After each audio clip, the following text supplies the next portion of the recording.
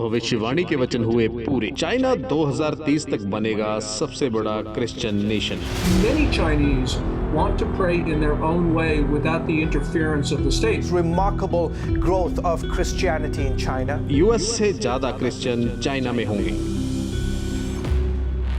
जैसा कि आप जानते हैं कि परमेश्वर के दास अपोस्टल अंकुर यूसुफ नूरुल्लाह जी पिछले कई सालों से भविष्यवाणी करते आ रहे हैं कि 2030 तक चाइना सबसे बड़ा क्रिश्चियन नेशन होगा। चाइना में क्रिश्चियंस की संख्या यूएस से ज्यादा होगी। आइए देखते हैं उन भविष्यवाणी के शब्दों को।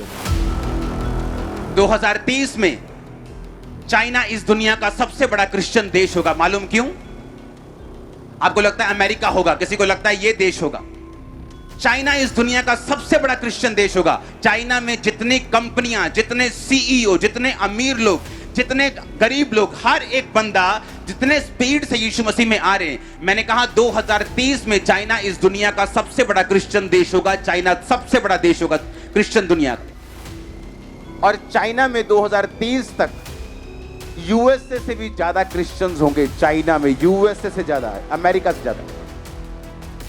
आज चाइना में वो हाल हो जाएगा आज से कुछ साल बाद कि सबसे बड़ा देश क्रिश्चियंस का यूएसए, उससे ज्यादा क्रिश्चियंस चाइना में होंगे 2030 से पहले।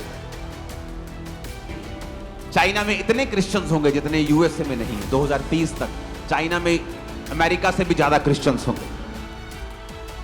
चाइना में आज से 20-30 साल बाद दुनिया के सबसे ज्यादा क्रिश्चियन चाइना में होंगे। इन भविष्यवाणी के वचनों की पुष्टि विभिन्न ट्विटर और इंस्टाग्राम हैंडलर साइट्स और न्यूज़पेपर्स ने करी है। तो हमें प्रार्थना में रहना है ताकि परमेश्वर के बड़े बड़े कामों को हम देख सकें।